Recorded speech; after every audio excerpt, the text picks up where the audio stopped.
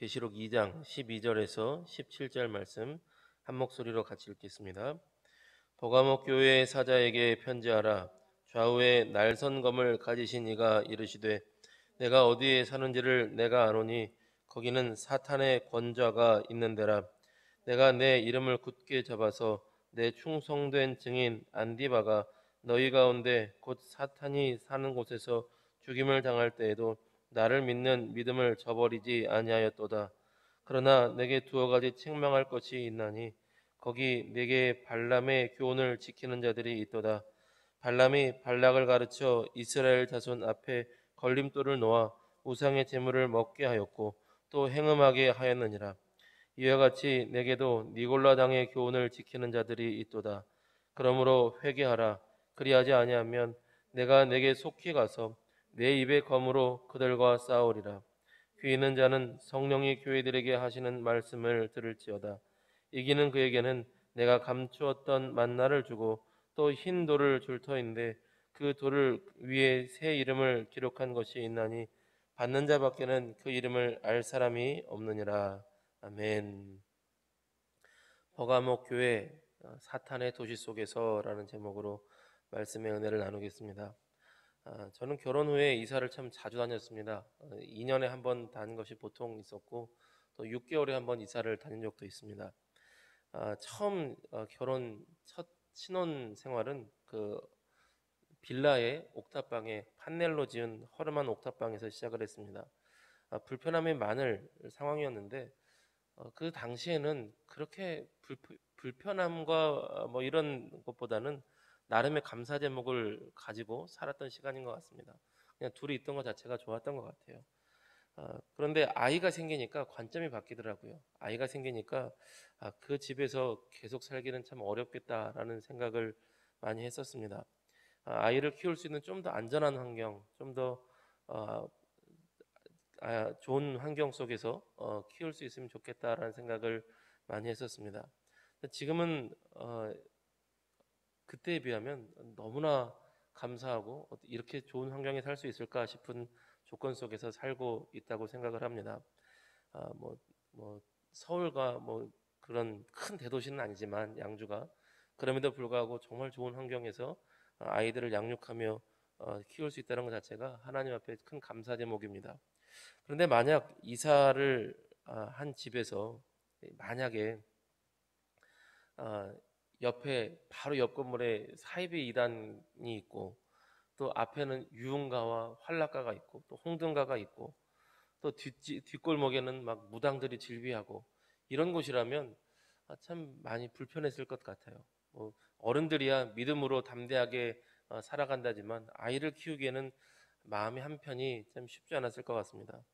만약에 거기다가 더 나아가서 학교들도 사이비 이단이 지은 학교, 병원도 도서관도 뭐 그런 상황이라면 환경적으로 굉장히 많은 기도 제목이 되었을 것 같습니다. 금식기도 하지 않고는 살 수가 없었을 것 같아요. 왜 이런 이야기를 드리냐면 버가목 교회가 있는 위치가 주변 환경이 너무나 좋지 않은 곳이었습니다. 우리가 그 전에 봤던 에베소 교회도 주변 환경이 좋지 않고 서문학 교회도 주변 환경이 좋지 않았지만 유독 버가목 교회는 그 중에 가장 으뜸이었습니다. 환경이 좋지 않기로는 아니 믿음의 사람이 믿음을 지키고 사는 환경으로서는 가장 환경이 좋지 못한 것이었습니다. 그러니까 얼마나 안 좋았으면 사탄의 권좌가 있는 곳, 사탄이 사는 곳이라고 예수님께서 말씀하셨습니다. 우리 12절과 13절 말씀을 한번 같이 읽어보겠습니다. 12절 13절 말씀 다시 한번 같이 읽겠습니다. 버가목 교회의 사자에게 편지하라. 좌우에 날선검을 가지신 이가 이르시되 내가 어디에 사는지를 내가 아노니 거기는 사탄의 권좌가 있는 데라. 내가 내 이름을 굳게 잡아서 내 충성된 증인 안디바가 너희 가운데 곧 사탄이 사는 곳에서 죽임을 당할 때에도 나를 믿는 믿음을 저버리지 아니하였도다. 아멘. 이 버가모 지역은 이 소아시아를 대표하는 세계 도시 중에 하나였다고 합니다. 에베소, 서머나 버가모 이 세 도시가 지금의 터키라고 할 수 있는 소아시아 지역에 대표하는 도시인데 그 중에서도 이 버가모가 소아시아 지역의 수도와 같은 역할을 했던 가장 큰 도시라고 합니다. 이 버가모 지역에 자랑할 만한 것이 세 가지가 있는데 대형 신전과 대형 병원, 대형 도서관이 버가모 지역의 자랑거리였다고 합니다. 대형 신전은 그 제우스 신전을 섬겼는데 지금도 그게 남아 있다고 해요. 어마어마한 크게 제우스 신전이 남아 있고 뿐만 아니라 뭐 당연하겠지만 황제 역대 황제들을 숭배했던 경배했던 황제 신선들이 남아 있었다고 합니다. 또 인상적인 게그 아스클레피온이라는 대형 병원이 있었는데 BC 400년부터 AD 400년까지 있던 병원이라 그래요. 그러니까 주님 오시기 예수님이 태어나시기 400년 전에도 있었고 예수님이 오신 후 400년 동안도 있었던 800년 동안 있었던 대형 병원이 그곳에 있었다고 합니다. 800년 동안 있은 병원이면 대단하죠. 우리나라도 100년 동안 있은 병원이면 야 오래됐다 그러는데 800년 동안 있었던 대형 병원이라고 합니다. 근데 문제가 그것이 800년 동안 있을 만큼 유명한 의사들과 좋은 의술, 당시로서는 그냥 최고의 의술이 있었는데 아스클레피온이라는 이 이름 자체가 치료의 신이며 뱀의 신이었다 그래요. 그러니 거기서 치료를 받으려면 뭐 절차가 있는데 목욕도 하고 음악도 듣고 뭐 이렇게 너는 나을 거야 막 이런 심리 치료도 받고 마지막에 가서는 이 뱀신 앞에서 기도하고 서약하고 경배해야 치료를 받았다 그래요. 그러니 다른 신들을 섬기는 뭐 이 신도 섬기고 저 신도 섬기는 사람들이야 뭐 그냥 그럴 수 있겠다고 하지만 여기서 예수님을 믿는다는 것은 정말 목숨을 거는 일이었습니다. 치료를 받을 수가 없었어요. 뱀의 신 아스클레피온에게 경배를 해야만 치료를 받을 수 있던 상황이었던 것입니다. 만약에 지금도 병원을 가서 치료를 받을 때에 앞에 뱀신이 있고 여기서 경배하고 여기서 뱀신을 섬기기로 서약을 해야 치료를 해주겠노라. 그럼 얼마나 불편할까요? 우리 사소한 뭐 이빨 치료든 뭐 사소한 복통이든 감기든 지금 코로나 상황으로서 병원 치료를 당연히 받아야 될 일들이 많이 있는데 백신을 맞든 치료를 받든 가서 뱀신에게 절하고 경배해야 치료해주겠다. 얼마나 어려울까요? 뭐 도서관도 유명한 도서관이 있는데 뭐 대부분의 어떤 책들일지는 상상이 될 것 같습니다. 강력한 우상 숭배가 있는 도시였습니다. 예수님께서는 사탄의 권좌가 있는 곳이라고 말씀해 주셨습니다. 이런 환경 속에서 버가목 교회가 믿음을 잘 지켰던 모습도 있고 또한 믿음을 잘 지키지 못했던 모습도 있습니다. 잘 지켰던 모습은 우리가 배워야 될 것이며 잘 지키지 못했던 모습은 우리가 반면 교사로 삼아서 교훈을 삼아야 될 줄로 믿습니다. 버가목 교회가 잘 했던 일은 승리했던 일은 목숨을 바쳐서 끝까지 주님을 섬긴 종들이 있었다는 것입니다. 우리 13절 말씀 다시 한번 읽어보시겠습니다. 13절 다시 한번 같이 읽겠습니다. 같이 읽습니다. 내가 어디에 사는지를 내가 아노니 거기는 사탄의 권자가 있는 데라.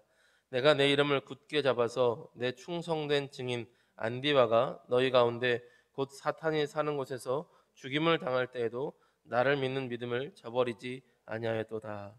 아멘.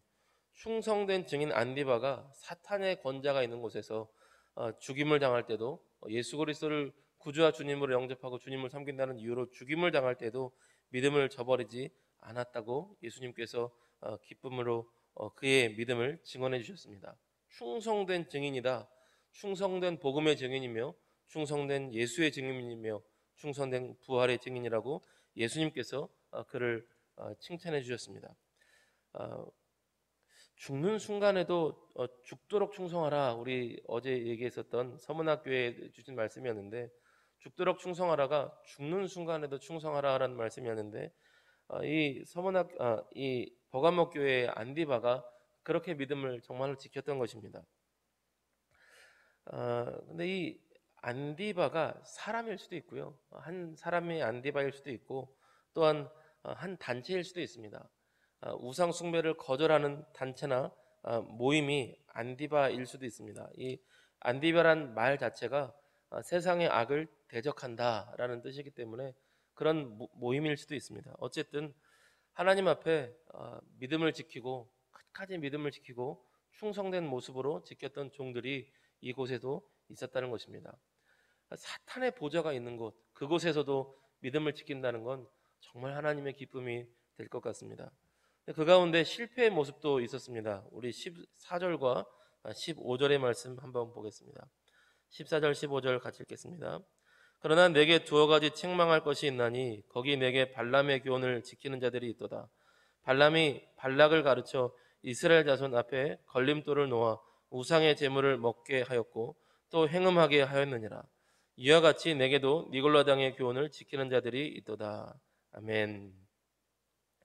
발람과 발락의 이야기는 민수기 25장과 31장에서 나옵니다.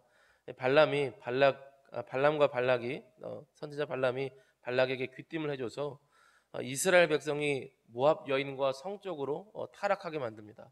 성적으로 타락하고 나니까 그 다음에 결국 이방 여인들과 함께 우상 숭배의 길로 빠지게 됩니다. 마찬가지로 니골라당의 가르침을 받아들여서 타락하고 우상 숭배의 길로 간 사람들 또한 그것을 가르친 사람들이 있었다는 것입니다. 이 니골라당의 가르침과 연결된 것이 또 우리 에베소 교회였습니다. 에베소 교회는 니골라당의 가르침을 싫어하고 미워해서 예수님께 칭찬을 받았는데 너무 배척하다가 이 사랑의 첫사랑을 잃어버렸다면 이들은 니골라당의 가르침을 수용하고 받아들였던 것입니다. 니골라당의 가르침, 승리자라는 뜻인데 쉽게 말하면 이런 겁니다. 이런들 어떠하며 저런들 어떠하리가 니골라당의 가르침이었습니다. 이렇게 좀 살면 어떠고 저렇게 살면 좀 어때?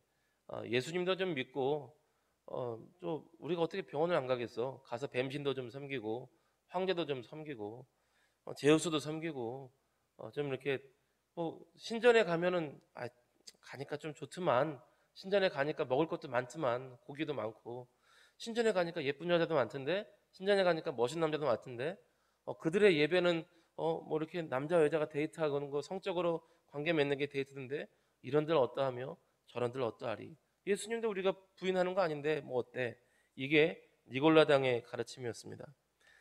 그래서 그로 인해서 교회가 타락하게 되었고 범죄하게 되었고 복음의 능력을 잃어버리게 되었습니다. 더 이상 복음이 증거되고 복음이 예수의 이름을 믿을 이유가 없게 되는 것입니다. 그런 버가모 교회를 향해서 주님께서 이렇게 말씀을 하십니다. 우리 16절과 17절 마지막으로 한 번 더 같이 읽겠습니다. 16절 17절 같이 읽겠습니다. 그러므로 회개하라. 그리하지 아니하면 내가 내게 속히 가서 내 입의 검으로 그들과 싸우리라. 귀 있는 자는 성령이 교회들에게 하시는 말씀을 들을지어다. 이기는 그에게는 내가 감추었던 만나를 주고 또 흰 돌을 줄 터인데 그 돌 위에 새 이름을 기록한 것이 있나니 받는 자밖에는 그 이름을 알 사람이 없느니라. 아멘.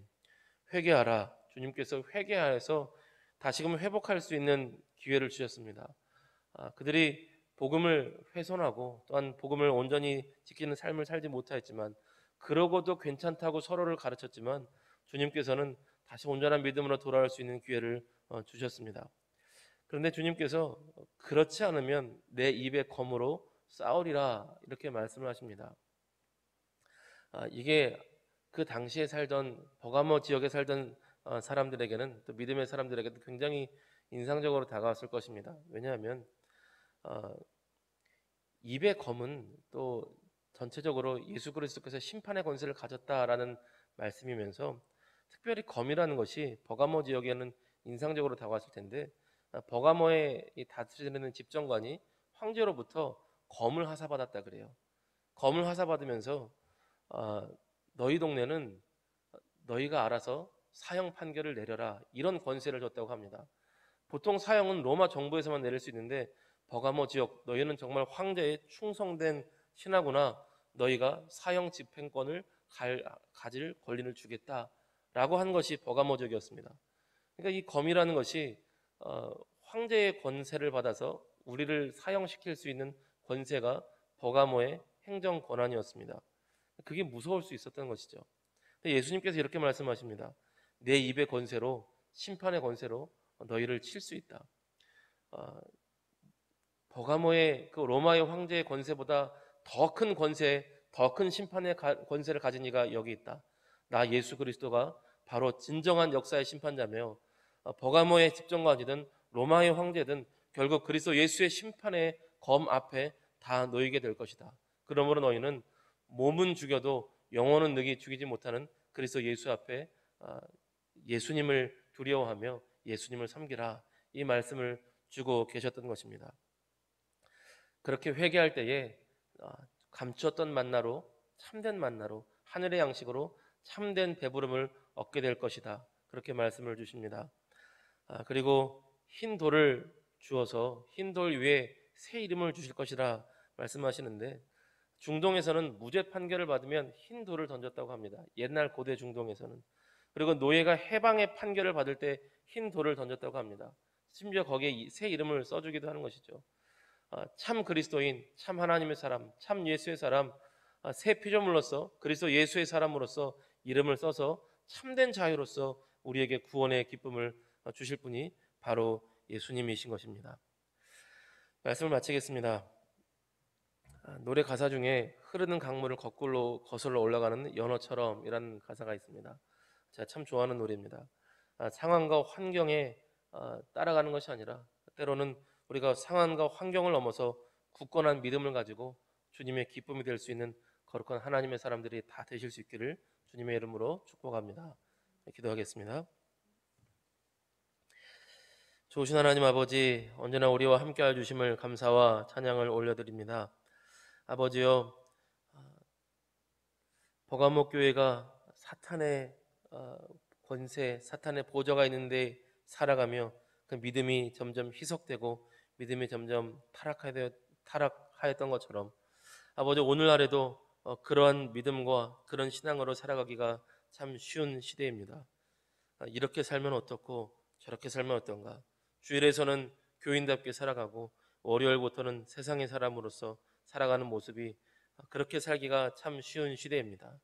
주여, 그러나 우리가 세상을 흐르는 강물을 거슬러 올라가는 연어처럼 세상의 그 거센 유혹의 물결을 거슬러 올라가서 거룩하고 복된 하나님의 사람으로 살아갈 수 있는 그러한 하나님의 사람들, 주님 앞에 잘했다 칭찬받는 복된 믿음의 사람들이 될 수 있도록 우리의 믿음을 붙들어 주시옵소서. 은혜 베풀어 주시옵소서. 아버지, 온전한 예수 그리스도의 사람, 온전한 복음의 사람, 온전한 하나님의 사람으로 살 수 있도록 우리에게 은혜 베풀어 주시옵시고, 그렇게 믿음의 사람으로 살 때에 하나님께서 주시는 하늘의 참된 만족과 참된 기쁨과 참된 평안을 누릴 수 있는 하늘의 거룩한 영광을 누리는 복된 하나님의 사람들이 다 될 수 있도록 은혜 베풀어 주시옵소서. 주께서 오늘도 우리와 함께해 주심을 감사와 찬양을 드리며 너무나 좋으신 우리 구주 예수 그리스도의 이름 받들어 감사하며 기도 올리옵나이다. 아멘.